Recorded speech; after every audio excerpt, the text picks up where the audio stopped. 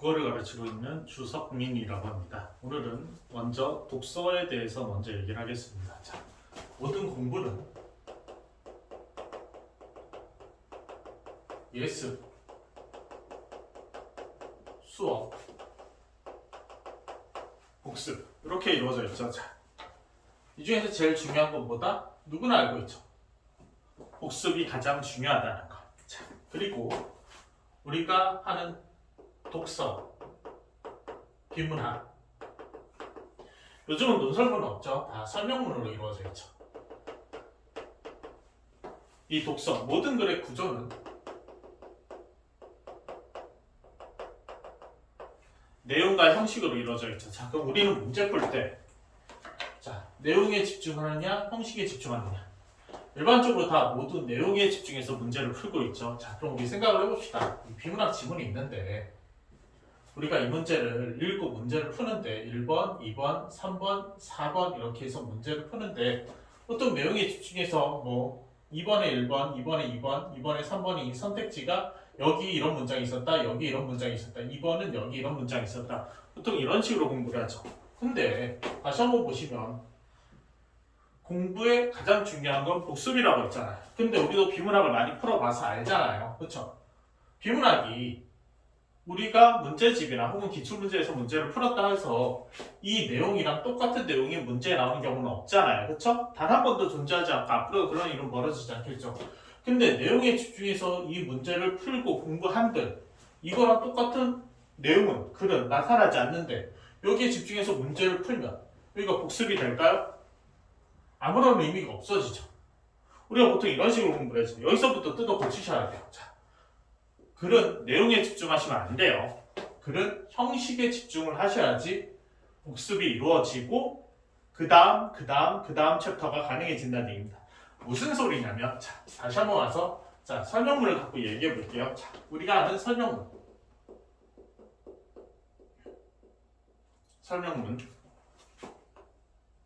중학교 때부터 계속 배워오죠. 자, 설명문은 몇 단 구성일까요? 3단 구성이죠. 어떻게? 처음, 중간, 끝 이렇게 이루어져 있죠. 자, 그러면 글의 처음에서 뭘 하느냐? 글의 화제를 제시하거나 대상을 소개하죠. 글의 처음은 이거 외에는 어떠한 기능도 존재하지 않습니다. 난 이거에 대해 설명할 거야. 난 이거에 대해서 한번 얘기해 볼까? 이렇게 들어가는 거죠. 그리고 중간 부분에서 이 화제나 대상에 대해서 설명을 하게 돼 있죠. 끝부분에서 이 설명한 부분을 요약하고 정리하는 기능을 가지고 있습니다. 자, 그러면 우리가 글을 나눌 때 그럼 나누면 어떻게 되느냐? 얘를 A라고 놓고 보면 얘는 당연히 B가 되겠죠. 그럼 마지막 문단은 뭐가 되느냐? C가 아니라 뜻은 뭐 하는 거라고? 설명한 걸 다시 요약하고 정리하는 것 외에는 존재하지 않죠. 그래서 C가 아니라 B를 반복하는 B' 이렇게 이루어져 있죠. 우리가 수능 끝날 때까지 보는 글의 형식은 A, B, B' 여기서 일단 벗어나지 않습니다. 글의 대전제는 항상 이거밖에 안 돼요. 자, 그래서 내가 글을 읽는 순서를 바꿔줄 거예요. 자, 당연히 첫 번째 문단을 읽고 중간을 건너뛰고 여기 마지막 단락을 읽을 거예요. 그리고 중간 단락을 마지막에 읽을 거예요. 뭐 하는 짓이냐면 자, 글의 화제를 잡았죠. 단 화제를 잡을 때는 단어로 잡으시면 안 되고 문장으로 잡으셔야 돼요. 자, 화제를 잡았죠. 그리고 건너뛰고 결론을 봅니다.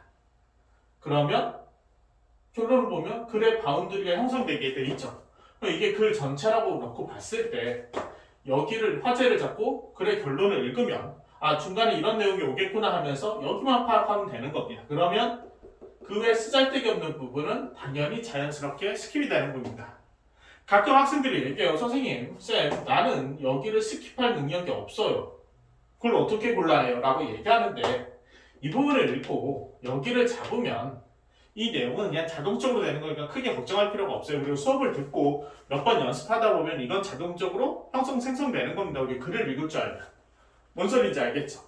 이게 모든 글이 가지고 있는 기본적인 대전제입니다. 글은 여기서 절대 벗어나지 않아요. 무슨 소리냐면 예를 들어 봅시다. 자, 이 글이 뉴턴이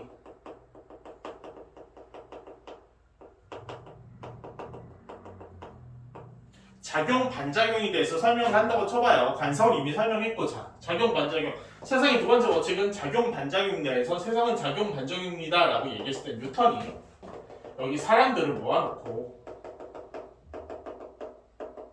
세상은 작용 반작용으로 이루어져 있어요 라고 이 사람들이 무슨 소리를 할까? 무슨 생각을 할까? 그게 무슨 소리야? 라고 질문을 하겠죠. 무슨 소리인지 모르니까. 그럼 뉴턴은 뭐야? 이 대다수의 사람들에게 세상이 작용 반작용이라는 걸 설명을 해줘야 됩니다. 그럼 뉴턴이 이 사람들을 설득하기 위해서 어떻게 얘기하느냐? 봐봐 얘들아, 세상은 작용 반작용이야 라고 얘기를 해줘야 돼요. 당연히 못 알아듣겠죠. 그러니까 어떻게? 다른 표현을 써서 봐봐 작용 반작용이잖아. 또 이런 표현도 쓰죠. 작용 반작용이라니까 또 이렇게도 얘기하죠. 작용 반작용이야 라고 얘기를 하겠죠. 그리고 얘를 설명하기 위해서는 어떻게 해야 돼? 얘를 설명하기 위한 부연 설명이 필요하겠죠. 당연히 얘를 설명하기 위한 부연 설명이 필요하고요. 부연 설명이 필요하고 부연 설명이 필요하겠죠. 그는 이렇게 이루어져 있어요. 왜? 뉴턴이 말하고자 하는 건 세상은 작용 반작용이다 라고 얘기를 하는 거니까. 그럼 우리가 생각을 해봅시다. 글을 읽다가 이 부분이 이해가 안 돼요. 뭔 소리인지 정확히 모르겠어. 우리가 집착할 필요가 있을까요? 없을까요? 당연히 없죠. 반대로 이 부분을 읽는데 이 부분의 내용이 정확하게 이해가 안 된다. 그럼 우리가 여기에 집착할 필요는 있을까요? 없을까요? 당연히 없죠. 왜? 어차피 중요한 거는 반복해서 얘기하게 돼 있으니까. 그렇잖아요. 근데 우리가 글이 어려워지는 이유는 뭐냐? 글을 읽다가 어떤 특정 부분이 어려워지는 거죠. 그럼 우리 무슨 짓을 해? 밑줄을 치고 세모를 치고 동그라미를 치고 별표를 치면서 이게 무슨 의미일까 여기서 고민하고 앉아있는 거죠. 그러니까 앞에서 날아간 부분이 앞에서 읽은 부분이 글이 날아가게 되는 거죠. 그럼 내가 읽은 부분은 이해가 되느냐 안 되느냐? 어차피 이해 안 되면 고민한다고 해서 이해될 게 아니죠. 그 짧은 시간에. 그러면 글을 읽는데 앞에 읽은 부분이 쌍글이 날아갔으면 뒤에 있는 내용 이해는 될까 안 될까? 당연히 자연스럽게 안 되긴 마련이죠. 그러니까 글을 읽고 나서 내가 뭘 읽은지 모르니까 문제 푸는데 힘들어지는 거예요. 뭔 소리인지 알겠죠? 글이 어떻게 형성되어 있는지를 알고 글을 읽기 시작하면 글은 생각보다 편해진다는 거예요. 뭔 소리인지 알겠죠? 이해되셨죠? 그렇죠? 그래서 이렇게 해서 글이 전반적으로 어떻게 만들어지고 어떻게 읽는지를 설명했고 다음 타입에 그럼 실제로 우리가 문제를 풀 때 이게 어떻게 적용되는지 알려드리도록 하겠습니다.